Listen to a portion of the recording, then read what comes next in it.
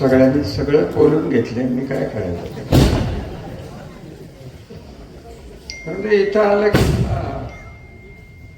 96 झाली मी जेव्हा प्रचाराला पहिल्यांदा आलो, मला वाटतं इथंच कुठेतरी पहिली सभा झाली. दुपारची वेळ होती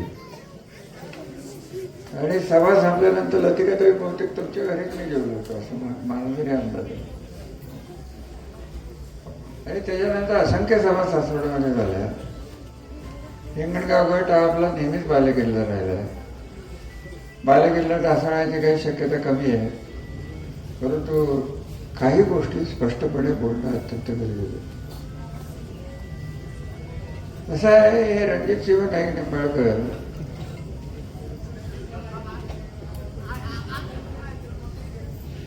मला बोलून दे की कोण बोलते बरं.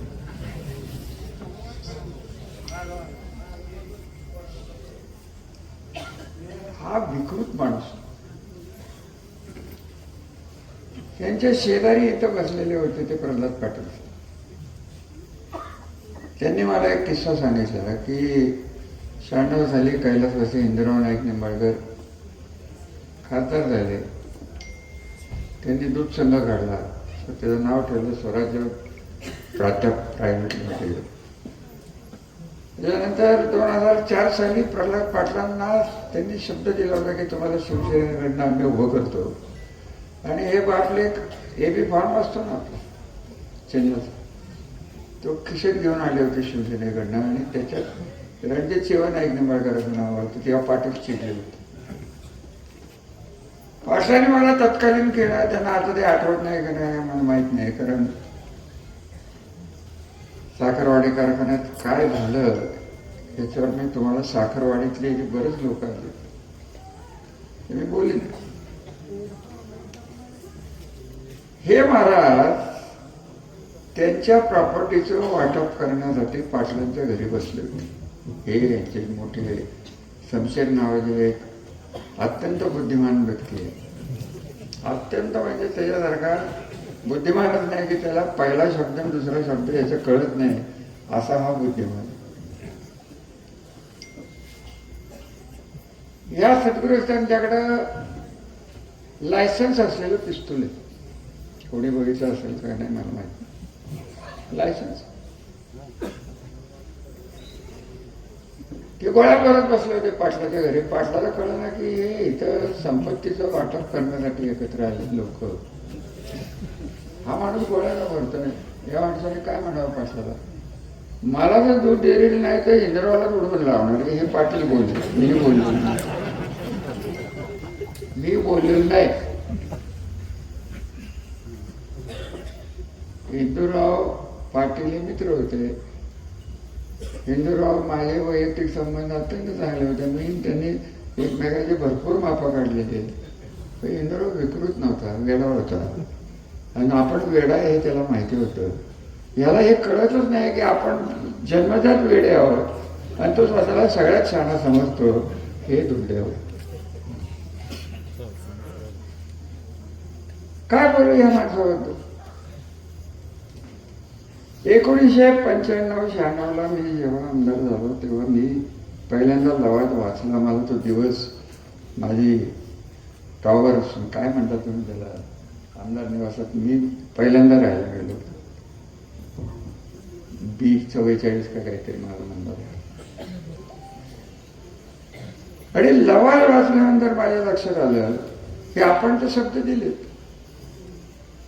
पाणी आणणार. कारण इंदोर चिमणराव कदमांनी फक्त पाण्यावरच राजकारण केलं. चिमणरावनी जे अभ्यास केला होता तो चुकीचा नव्हता, फक्त प्रत्यक्ष जाणण्याची कुवत त्यांच्यात नव्हती. ती मी करून दाखवली. त्याचं कारण मी अभ्यास केला होता. पाणी शिल्लक आहे. कृष्णा नदीतनं पुराचं पाणी हे वाहायला जात आहे, भीमा नदीतनं वाहायला जात आहे, कर्नाटक आणि आंध्राला जात आहे. याचा एक अभ्यास माझ्या समोर आला आणि तो बघितला. आणि मी जेव्हा लवाद वाचला तेव्हा माझ्या लक्षात आलं की 31 मे 2000पर्यंत त्याच्यात जर आपण हालचाल केली नाही तर पाण्याचं फेरवाटप आणि फेरनियोजन कदाचित कर्नाटक आणि आंध्राच्या बाजूने जाईल. हे मला आजही ती रात्र आठवते. मला त्या दिवशी रात्री झोप आली नाही. आणि मी शब्द दिलेला पाळणारा माणूस आहे, प्रयत्न करणारा माणूस. आणि तेव्हापासून पाण्याची गाथा जी सुरू झाली की आज सांगायचं हे पाणी. आज खरं सांगू, मी मंत्री होतो त्या शासनाची कृष्णा महामंडळातल्या पश्चिम महाराष्ट्राच्या 5 जिल्ह्याला पैसे पुरेसे मिळावेत असं धोरणच नव्हतं. मी नीट समजून घ्या मी काय बोलतो. शरद पवार साहेब जेव्हा मुख्यमंत्री होते 1993ला, तेव्हा अनुशेष स्टॅच्युटरी बोर्ड, वैधानिक विकास महामंडळ वगैरे हे सगळं निघालं. 95च्या पुढे ते अंमलात आलं, परंतु इरिगेशनच्या खात्याला ते अनुशेष लागत नव्हतं. आणि केव्हा लक्षात आलं की 99ला आपण राज्यमंत्री झालो आणि राज्यमंत्री झाल्यानंतर मग पुढे जे घडत गेलं, आजही कृष्णा महामंडळाला 52% पैसे मिळतात आणि कृष्णा नाही पश्चिम विकास वैधानिक विकास महामंडळाला राज्यातले 52% पैसे मिळतात. पैकी 26% पैसे हे कृष्णा महामंडळाला इरिगेशनला मिळतात. म्हणजे रुपयातले 26 पैसे आपल्याला मिळत असतात. आणि अडचण तीच होती. 95 ते 99 शिवसेनेने कधी विचारच केला नाही, तेव्हा अनुशेषाचा कायदाच नव्हता. सजीरावजी म्हणलं ते बरोबरच आहे, कारण मी निवडून आलो, गुलाल घेतला आणि मुंबईला जाऊन मंत्रिपद घेण्याच्या आधी सांगलीत गेलो. रात्रभर प्रवास केला, 5 आमदारांना भेटलो, म्हणलं बाबा असं असं आहे, आपण सगळे दुष्काळी भागातून आलोय, आपण एकत्र राहू. दुसऱ्या दिवशी आम्ही मुंबई गाठली आणि शरद पवार साहेबांना आम्ही भेटलो की शरद पवार साहेब, आम्ही तुमचं नाव घेऊन इथे निवडून आलो, निवडणुकीचं नाव घेतलेलं आहे, तुमचं मत काय? शरद पवार साहेब म्हणाले की मला सरकार करायचं नाही. मग मीच म्हणलं पवार साहेबांना की आम्ही मोठ्या मोठ्या व्यक्तींना पाडून इथं निवडून आलेलं, आम्हाला पाण्याच्या प्रश्नासाठी सत्तेत जायला लागेल आणि सत्तेत आम्ही शरद पवारांना सांगून सोडून त्यांच्याकडे गेलो आणि त्यांना पाठिंबा दिला आणि म्हणलं की आम्हाला मंत्रीपद होतं. तेव्हा नियम असा होता की 2 आमदार आणले ते 1 राज्यमंत्री आणि 3-4 आमदार आणले की कॅबिनेट, असं काहीतरी होतं. आम्ही घेतले. आता हे म्हणतात की फलटणला येणारं राज्यमंत्रीपद का काय मंत्रीपद त्यांना मिळणार होतं आणि रावराजेंनी घालवलं. 99 साली मला मंत्रीपद येणार होतं, ते इंदुराने घालवलं. मी काय बोंबलत बसलो का? मी त्याच्यात एक गेम केली साहेब. आम्ही मातोश्री बंगल्यावर गेलो, मायाबरोबर कैलासवासी श्याम जोशी वकील आपलं दीडपटी इंदुराव आले, बघितलंच नाही मला. आणि नंतर बाळासाहेब ठाकरेंनी कैलास बसले, इंदुरावचे सम्राट बाळासाहेब ठाकरेंनी आम्हाला बोलवून घेतलं. आम्ही होतो 10 जण एकत्र होतो. ठरलं होतं त्यांना मला कायदा मंत्री राज्यमंत्री करणार होतं. तर माझं शिक्षण आपल्या सगळ्यांना माहिती आहे, मी काय 12वी पास नाही, त्याच्याकडे बोलणारच नाही. बाळासाहेब म्हणले की आता तुम्हाला काही हे मिळणार नाही, कारण इंदुराव म्हणाले मी आत्महत्या करीन रामराजांना. सर काय त्याला मी विरोधच केला होता खरं सांगायचं. त्यांना विरोध करणं आपलं राष्ट्रीय कर्तव्य होतं, तर तो काही विषय नाही. त्याला नाही दिलं. मग मी बाळासाहेब ठाकरेंच्या जवळ गेलो, म्हटलं साहेब एक काम करा, तुम्हाला नाही द्यायचं तर देऊ नका, कृष्णा महामंडळाचं उपाध्यक्षपद तेवढं द्या. आणि ते घेतलं आणि हे मार्गाला लागलं. आता हे आता पुढे 22ला लोंगे गँगचा चेअरमन कुठे? त्याला बाप जन्मात जमलं माणसाला शिकवता येत नाही. तो कृष्ण महामंडळाला करणार का? 90% उद्दिष्ट पूर्ण झाले ना, करणार का? करणार का? अहो आमचा दीपक चव्हाण जर नंदी बैल असेल तर हा रेडा आहे,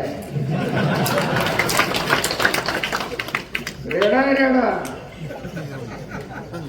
आणि कोणाच्या नादाला लागला?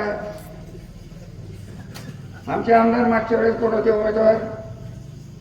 नंदीबाई दीपक चव्हाण 99 पासून आपलं 2009 पासून, बरोबर आहे. त्यांचे उमेदवार कोण होते? ते कुठे आहेत? आता दुसरी वेळ हा विलास आणि हा माणक्या आणि सोमन तळेला संध्या. नाही झालं तर माझं नाव बदला. रांगेतले त्याच्या गावाचे बोलून आलोय शंकरराव. तुम्ही विलासराव फार मोठी चूक केली. एक वेळ मला विरोध केला असता तर परवडलं असतं आणि अजून कुठं शिक्षकेत गेला असतं तरी परवडलं असतं. परंतु तुम्ही ज्याच्या नादाला लागून गेलाय तो तुम्हाला ईडी लावल्याशिवाय राहणार नाही. आणि त्यांचं Agawane number 1, Agawane number 2, Agawane number 3 आणि आगवणे नंबर 4 रेकॉर्ड.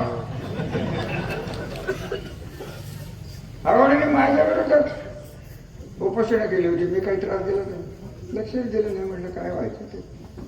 आणि ते गेलं विचार उभं राहिलं त्यांच्या त्यांचे व्यवहार आणि आरोप काय.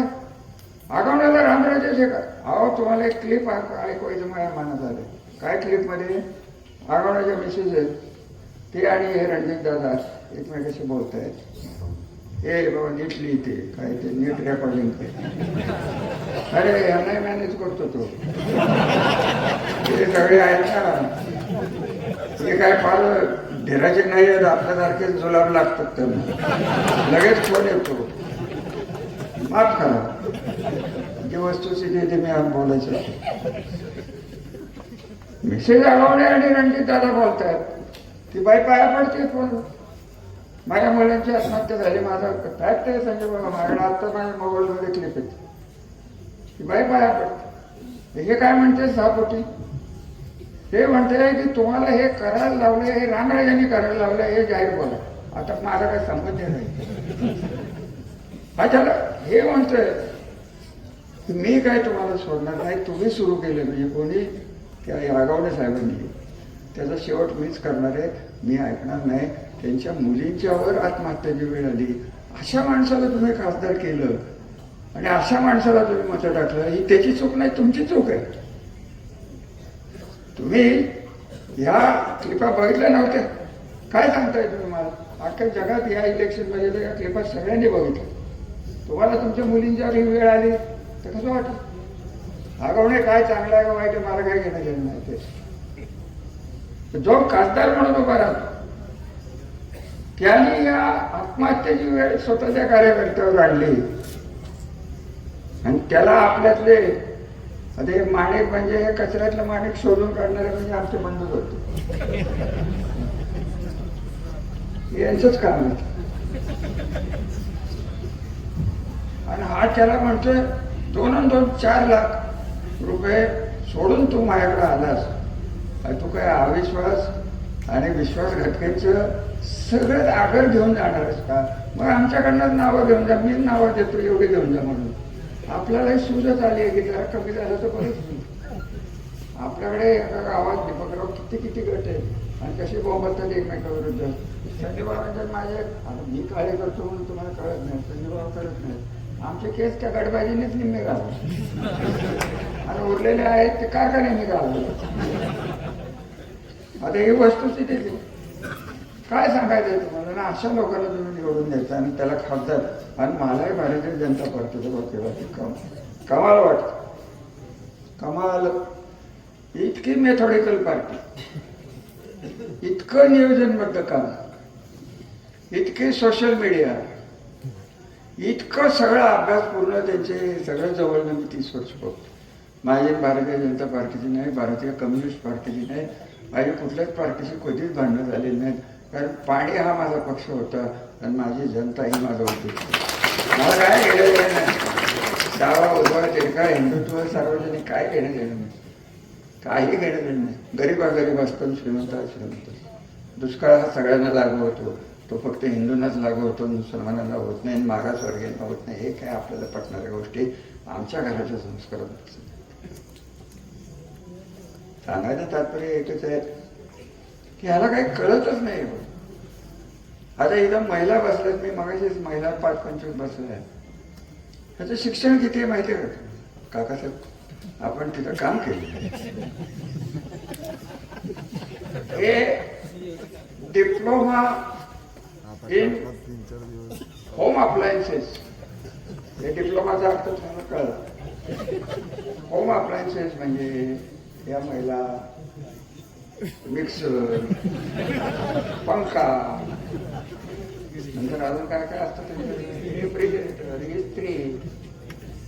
त्याला म्हणावं सायकल वाटण्यापेक्षा हे वाटलं असतं तर तुझा धंदा तुझ्या शिक्षणाला तरी उपयोग झाला. कसला हा माणूस तुम्ही दिला. आम्हाला पर्याय तुम्हाला शोधायचा असेल तर आमच्या लायकीचा तरी माणूस द्या. नाही दळ वगैरे कुठे तुम्हाला सापडलं होणार नाही. ते आमचं जाणं लावतं. परत म्हणते की मीच एकटाय. याने करमाळ्यात जाऊन तर मला संजीवा व्हावा. परवा एक माणूस भेटला होता. करमाळ्यात म्हणे हा गेला. त्याने अशी प्रसिद्धी केली तिथं की मीच पलटण. पलटणची 2 संस्थान होती मला. एक पलटण आणि दुसरं मलटण. आणि मग फलटणचा राजा बघायला आला म्हणून करमाळ्याच्या लोकांनी म्हणजे ते काय रावरांबा, ते रावरांबाजी हे औषध आणि आम्ही कोणाचे. आता हे नको त्या गोष्टी मी तरी कशाला बोलू. या माणसाने आणि ह्या घराने फक्त नाईक निंबाळकर, मारोजीराव नाईक निंबाळकरांच्या घराचा तिरस्कार करण्यापलीकडं आयुष्यावर काही केलं. आणि तेच त्याला सांगतात. तर माझ्या आजोबाला दत्तक घेतलं झिरपाडीच्या निंबाळकरांच्याकडनं. त्याच्यातही राजकारण झालं.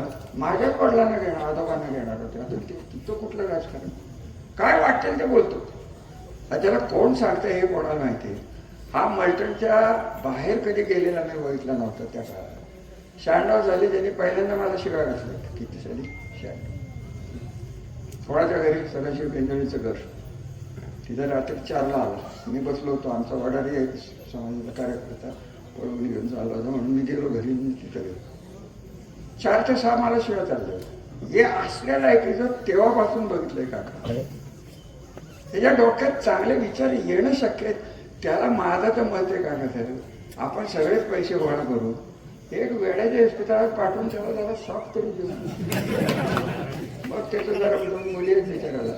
त्या 2 मुली चांगल्या मुली आहेत. मला भेटल्या होत्या ना. तुम्ही शिकतायत. बापाच्या वाहनावर गेलेले नाही. आईंच्या असते. अहो त्यांच्या मंडळी म्हणजे माझ्या मित्राचीच मुलगी. आता तुम्हाला काय काय सांगत होतो. सांगायचं तात्पर्य एकच आहे. अशा माणसाला तुम्ही घेऊन आमची 30 वर्ष आयुष्याची परत द्या. काय या माणसाकडनं व्हायचंय तुमचं. निरादेवरचं वाटोळं. सांगोल्याला पाणी. सांगोल्याला 4 असोसिएस मधनं पाणी जाते. ते पाण्याचे पूजन मी केलेलं आहे. तुम्ही काय मला जिल्ह्यापुरतं तालुक्यापुरतं ठेवता. 81 TMC पाणी महाराष्ट्र राज्याचा आढळलेला माणूस मी बोलतो. अहो ज्या मंत्रिमंडळात मी घेतलं ते मंत्रिमंडळ हे या शासनाच्या विरुद्ध होतं. ही दुर्दैवाची गोष्ट आहे की लवाद वाचला गेला नाही उच्च पातळीवर आणि लवादाचा फेरविचाराचा विचार केला नाही. मी केलं नसतं तर सगळ्या पाण्याचं फेरवाटप झालं असतं. आणि आज तुम्हाला जिल्ह्यात जे दिसते, पश्चिम महाराष्ट्रात जे दिसते, कुठली योजना सांगू तुम्ही. भलकवडी आणि निराळे वगैरे आहेत 2 झालं. उरमडी आहे, तारळी आहे. पाटणची 5 MI टँक्स आहे. सांगलीची टेंबू आहे. सांगलीची टेंबू कधी चालू झाली बघा ना. सांगोल्यापर्यंत पाणी गेलं. हा म्हणतोय सांगोल्यात. अहो तिथं तर विनोदच झालाय. ते निवडून आलं आणि उंटावर बसलं. उंटावर मिळवून. हा स्वतःच उंट आहे. हा काय करायचं ठेवलंय. आणि हे याला पेलणार आहे का. तुम्हाला आज एवढ्या जाहीर याच्यात सांगतो. नीट बारकाईने बघा. कारण ते आज ना उद्या बाहेर येणारच. लेखीच येणार आहे. यांच्या काकासाहेब एका स्वराज्य काय जे काढलंय ना ब्लू ग्रीन काय ते, त्याची एक सबसिडरी म्हणजे सेकंडरी कंपनी आहे. त्याचं नाव काय बरं. गॉड काहीतरी. यांचा प्रायमरी कंपनीचा टर्नओव्हर 900 कोटी का काय, फायदा 25 कोटी. म्हणजे ते डिस्टिलरी आणि शुगर. आणि सेकंडरी कंपनी ही काय गॉड जे आहे त्याला 130 कोटी रुपये तोटा. आणि उलाढाल किंवा टर्नओव्हर जो म्हणतो तो 26,000 कोटी. कोणाच्या बापाने तरी हे बघितलंय. सीतारामन बाईला मी पाठवून आलं जे होते की भाऊ बघा हे काय केलं आम्हाला नीट कळवून टाक. तो आमच्याशी बोलते पार्लमेंटमध्ये. मग मोदी नाही कळवलं की काय भानगड आहे. अहो एखादं 0 तरी 2 शून्य कमी करा. 2600 कोटी टर्नओव्हर असल्या कंपनीचं 130 कोटी रुपये पता होईल का? काय त्याला अर्थ नाही. सगळं बोगस, कारखाने बोगस. ह्या माणसाचा दुसरा धंदा नाही. राजकीय ताकदीचा उपयोग करून बँकांना गंडवलं आणि अगदी एका शब्दात सांगायचं नवीन जुनं करणं. त्याचा आज तुम्ही सिबिल बघितलं तर परफेक्ट आहे. आणि मागचं घ्यायचं आणि पुढचंच द्यायचं आणि बाकीचं सगळं डायव्हर्ट करून खिशात घालायचे. आज आमचे गुंडांचे काढतात. तुम्हाला मी एक छापून देऊ, 19 असली हिंमत असली तर 19 त्याचा ॲफिडेव्हिट काढा. तिथे पब्लिक डॉक्युमेंट शक्ती. मी तर काय माणसं सांगत नाही. आणि तिथे नावं वाचा. 5-5 लाखाची कर्ज दाखवली. ते 90 कोटी या नवरा बायकोंच्या नावावर गेलेत आणि नवरा बायकोंच्या नावावर जाऊन हे 5 लाख ज्यांचे घेतलेत, कुठलेच माहीत नाहीत नावं. मी काही ओळखतो काही ओळखत, त्यांना ते प्रेफरन्स शेअर्स दिलेत. काय त्याला काही अर्थच नाही. हे किती करायचं आणि किती नाही करायचं हे रणजित नाईक निंबाळकराला खरं माझं तर म्हणणं आहे. बाबा मोदी साहेबांना मी आपण सगळी विनंती करू की त्याला रिझर्व्ह बँकेचा गव्हर्नर करू. भारत नंबर 1 एका रात्रीतच. काय करायचे, काय आकडेच फिरवायचे ते त्याला कळतात. आता हे सगळं करणारी व्यक्ती CA फलटणचे, मला माहीत नसलं नावही सांगेन तुम्हाला गाडीत. आता हे काय सांगू, पण मी कुठल्या तरी मला या गोष्टी कळत राहतात. आणि तिसरी महत्वाची गोष्ट, मी काय याच्यावर चिडून बोलतो. आता तुम्हाला कोणाला वाटलं का की रामराजे कोणाची तरी उचलबांगडी करून किडनॅपिंग करून त्याच्याकडे खंडणी मागतील. अरे एकाने हातवर करत शब्द मागे घेणे, मी खंडणी मागे. माझ्यावर जयकुमार गोरे यांनी पुण्याच्या आर्थिक गुन्हे शाखेत जाऊन सांगितलं. तिथे एक गुन्हा चालला होता एकमेकाचा. त्याच्यातला एक माणूस त्यांच्याकडे गेला. त्याला सांगितलं की असं लिहितो. दुसरा एक गुन्हा दाखल झाला. त्याच्यात लिहिलं तो एक पिंपळचाच आहे दीपकराव. तुम्ही मी जो माणूस बोलतो तो पिंपळचा. आणि असतं लिही. रामराजेने मला असं उचललं तुमच्या पुण्याच्या वाड्यात. आता माझा वाडा नाही, माझा फ्लॅट आहे, तो वेगळा विषय आहे. तिथं बोललं, एवढे पैसे मागितले असं लिही. मला अधिकाऱ्यांचे फोन आले, हे असं असं चाललेलं आहे. तेवढं देवेंद्र फडणवीस साहेबांचा मला फोन आला. म्हणले हे काय चाललं साहेब, तुमची माणसं हे असं करतात. मी मला म्हणाले तशी काही नाही वगैरे. तरी माझी चौकशी झाली.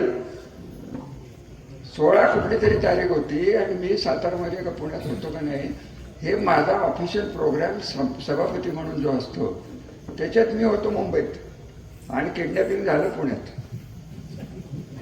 हे इतकं घाणेरडं आहे, इतकं घाणेरडं आहे. संबंध भारतीय जनता पार्टीचा विध्वंस या जिल्ह्याचं कोणी केला असेल तर मान आणि फलटणच्या या 2 नेत्यांनी केलेलं आहे. आणि भारतीय जनता पार्टी ही प्रचंड मोठी पार्टी आहे. त्यांची मतं तुम्हाला पटतील ना पटतील, परंतु ह्या पार्टीला एवढी 2 रत्नच पश्चिम महाराष्ट्रात का मिळाली हा मोठा प्रश्न आहे. त्यातलं एक रत्न आपल्या बरोबर तालुक्यात का यावं आणि त्यालाही परत माणिक नावाचं 3रं रत्न आणि विलास नावाचा प्रचंड हत्ती हा का मिळावा हा मोठा प्रश्न. काय बोलवायचं. तुम्हाला तुमच्या भविष्याची काळजी नसेल तर मी कशाला करू आता शेवयाच्या 76 वर्ष. तुम्हाला आता पैसे खाऊन मतदान माफ करा, मी बोलणार आहे बोलणारच. पैसे खाऊन जर तुम्हाला मतदान करायचं असेल तर माझ्यासारख्याला नादाला लावू नका. आम्ही पैसे घेणार, आमचा मान झाला तरी चालेल, आमची धरणं गेली तरी चालतील. आम्हाला 500 रुपये मिळाले पर हेड तरी आमचं भागतंय. हे किती दिवस भागणार. 70 वर्ष झाली तुम्हाला मतं टाकू. अजूनही तुम्ही पैसे खाऊन मतदान करणार असाल आणि आमच्या ओरावर येणं सोडत असाल आणि परत आमच्याकडनंच अपेक्षा करत असाल की नाही आता पाणी आणलंय, आता मुलाला नोकरी द्या, आता अमुक करा, आता तमुक करा, आता शिक्षण संस्था काढ. यांनी कधी काढलं शिक्षण संस्था? यांनी काय केलं एवढं सांगा ना मला. खासदार म्हणून या बाळाने 5 वर्ष सत्तेच्या खासदारात राहून किती योजना आणल्या. तो म्हणतो पालखी मार्ग मी आणला. तू आणला पालखी मार्ग? काय फलटण मार्ग फलटणसाठी आहे, तो लांब आळंदीपर्यंत. काय बोलायचं त्यात. मोदींच्या पेक्षा जास्त खर्च मी केला म्हणतो. आणि पहिल्या ती आधी याचं नाव आपलं काम सोपं झालं. इतकं ओढ सांगतो. आम्हाला वाटलं नव्हतं पहिल्या यादीतील शेवटच्या यादीतील ती पहिल्या यादीत आले की आपलं, आणि यावेळेसही आपल्याला तेच करायचं. जिथं तो त्याच्या उलटा पार्टी बिरटी माहीत नाही.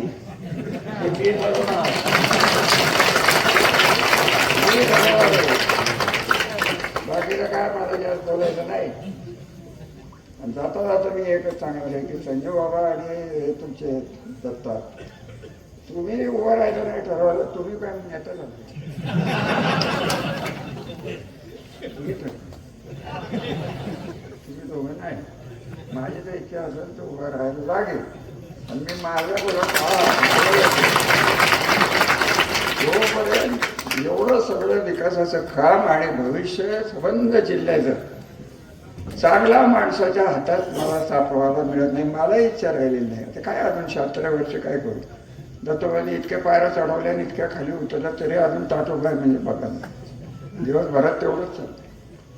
विषय एवढाच आहे की हे सांभाळणं एक कमोडापेक्षा नेहमी अवघड असते, एवढं लक्षात घ्या. तुमच्या घरच्याही प्रॉपर्टी एखादा मग एक पिढी करून जातं, दुसऱ्या पिढीला सांभाळायला जमत नाही.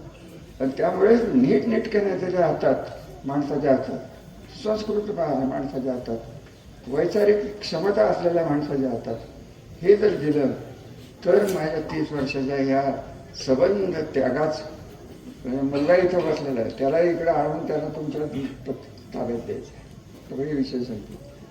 पुढची पिढी आमची तयार करतोय, तुमची पिढी पुढची तयार करा.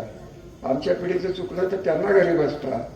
पण ह्या विकृत माणसाला तुम्ही जोपर्यंत राजकारणात कुठल्या ना कुठल्या मार्गाने जर आणणार असाल तर पहिला विरोध हा मी रामराज विनायक निंबाळकर किती वय वाढलं तरी करणार आहे. ह्याला येऊन देणार नाही म्हणजे नाही. काय पाहिजे ते करणार. आता काय आताच घालेलं, याच्या पलीकडे काय करणार. आजकाल ईडीची केस लागणं म्हणजे सामाजिक दर्जा वाढतो. शंकरराव तो लगेच निवडून येतोय. आपलं झालंय तर आता काय बोलू तुम्हाला. तरी मी याचं नाव घेतलं नाही. संजय बाबांनी मला आवडलं. तुमचं बाळ आहे की त्याच्यात टाकरवाडीत जाऊन द्या. ते अजून अजित पवारांच्याकडे विचारा. आमचं काय म्हणणं नाही. पण कुठंही राहिला तरी नीट राहा एवढं तर नक्कीच म्हणणं आहे. अहो त्या साखरवाडीला त्या डिक्या पवाराला त्या सगळ्यांनी मिळून ग्रामपंचायतीत पाडलं. त्यांच्या ओरावर नाचून त्याला जाहीर केलं की तुला राज्यावर नेतून नेलं. आणि हे आलमपूर तिकडे जाऊन फोटो काढतं की काय वाटलं. फोटो होता का जाणार नितीन काय तरी हातात ठेवलं होतं. आणि मला सकाळी 10 वाजता माझ्या घरी आला. बाबाजी तुमच्या अजून तयारी मी जातो, मला पुण्याला जायचं. म्हणजे का पुण्याला गेला तर डायरेक्ट मुंबईलाच गेला. देवेंद्र फडणवीसच्या घरीच गेला. उजव्या बाजूला रणजित, डाव्या बाजूला अविनाश. कोण होता अजून कोणा. या असली जनता ही गेली तीच बदल. गाळ गेला राहिलंय ते शुद्ध पाणी राहिलंय असं मला वाटतं. आणि हे आपण ठेवावं. आम्ही त्यागात नाही मिळवलेले, शब्दात न मिळवलेले, करून दाखवण्याचा प्रामाणिक प्रयत्न मी म्हणणार नाही. अहो हे संपलेलं नाहीच आहे. पाणी आलं आज ना उद्या. काय यांनी निराजेवरचं नाटक सांगते. आनंदराव चौकट्याने मुख्यमंत्री स्वरूप सिंग नायक काय त्याचं नाव होतं सुधाकर नायक. त्या सुधाकर नायकाला घरी पाठवला होता शिरवळला. भूमिपूजन करून दिलं नव्हतं. 93ची गोष्ट आहे. मी स्वतः जाऊन तिथं करून आलो. तुम्हाला आठवत असलं तर बघा. हा काय सांगतो मला. यांनी केलंय काय. याच्या काळात सगळं साचून आलं. कृष्णा महामंडळाचे इतर जे लोक होते ते कमी झाले, पैसे मिळायला लागले, स्टोरेज आपण केलं. यांनी फक्त टेंडर काढलं आणि संजय बाबा म्हणतात 14 साली त्यांनी कॅन्सल केलं. काय केले. सर्वसामान्य माणसाला काम दिसलं की खुश. आणि परत जाऊन सांगितलं की काम बंद होईल, मला निवडून दिलं नाही. तर अरे असं कोणासाठी काम बंद होत नसतं. सरकारने एकदा पैसा खर्च केल्यावर काम होतच. आणि काम बंद केलेला आम्हाला निवडून द्या असं जर भारतीय जनता पार्टीच्या वरिष्ठ लोकांचं म्हणणं असेल तर माझे त्यांना कितनंतर रामराम आहे. आपण मोठे आहात. आपल्याला भरपूर मिळावं. सगळं काय तुमचं हिंदुत्व असेल ते मिळावं. काय मिळायचं ते मिळवा. फक्त ही घाण आमच्यातनं घालवा एवढीच विनंती माझी चालू. कारण हा माणूस काही करू शकणार नाही. मला अजून जातो सांगू माझ्या घरी 50 वेळा सगळी आला. घराच्या समोर एंट्री आज घेतली आपण हॉलमध्ये. माझ्या पूर्वजांचे फोटो तिथे एक पार्टिशन आहे आरसांवरती, त्याच्यावरती अजूनही माझ्या घरात लिंब असतात. आता तुमच्यासाठी काय करू एवढं सांगा. अहो खरं ते सांगतो मी. आता अजून काय सहन करायचंय म्हणून तुम्ही एक कुत्रा आणलाय आणि ह्यांना नंदी बहीण म्हणतोय आणि तो रेड्याच्या मागे फिरतोय. रेड्याचा बाजार सगळ्या जिल्ह्याचा वाटोळ केलेली दोन्ही व्यक्तित्व. आणि काल तो आम्हीच काय ना अनुपशाला म्हणून 96 साल आठव, शिवाजी उद्यान आठव, कोणाचे कपडे काढून कोणाला मारलं होतं ती आठवण मग बडबड कर. असलं हे बाळ. आणि हे इथं घेऊन तुम्ही वाचताय. बरं झालं मला सांगितलं जातं समोर 100 माणसं होती. याला आमच्याकडे माणसं तरी भरपूर आहेत. यांना 100 माणसाला हे बोलतात रामराजांनी हे केलं, रामराजांनी ते केलं. कशाचं पाणी गेलं इथे सगळं पश्चिम भागातले लोक आहेत. कोणाचा ऊस कमी झाला रे इथं सांगा बघू मला. ड्राय भागात वाढला आता विषय जोडून द्या भगवान पाटील. तुमचं कमी झालं का? अहो ते त्याला कळत नाही. अजय दादांनी जरी तिकडचं पाणी नीरज अगोदर तिकडे घेतलं 60-40 करून, तरी आम्ही त्याच्यावरही गेम केली. आम्ही कृष्णा महामंडळाच्या आपलं वीर डॅमचं खरीपाचं जे पाणी असतं ते आम्ही केंद्राच्या हिशोबातच दाखवत नाही. ते आपल्याला तसंच मिळतं. त्यामुळे आपलं पाणी कमी झालेलंच नाही. आता हे याला कळायला किती दिवस लागतील. काकासाहेब तुम्ही चूक केली. तुम्ही जरा हुशार आहात अशी माझी समजूत होती आहे. तुम्ही एवढा लवकर त्यांना सोडायला नको होतो. मी हळूच जाऊन या परत या. आणि हे तुम्हाला सांगतो तिकडनं परतीची वाट नाहीये. जेल नाही, शिवाच्या गुहेतच आहे. ते परत येणंच शक्य नाही कोण. असं आहे ते. कळलं तुम्हाला. त्यांचे एक एक वीर माझ्या डोळ्यासमोर फलटण मधले उभे राहतात. अरे वा रे वा. तो काळा पांढरी टोपी हरिभक्त वारकरी कोण आहे तिथे आता मला नाव घ्यायचं. मोठी माणसं आहेत अजिबात नाव घ्यायचं नाही. अरे ही माणसं काय गुंड नाही तर काय. अख्खं फलटण ब्लॅकमेल केलंय. अख्खं फलटण नगरपालिकेत 500, 700, 300, 800 केसेस आहेत. काम करायचं म्हटलं की यांची तक्रार करेल काम कॉन्ट्रॅक्टरने हे असल्या भानगडे अजूनही त्याला निवडून देतात. करायचं काय?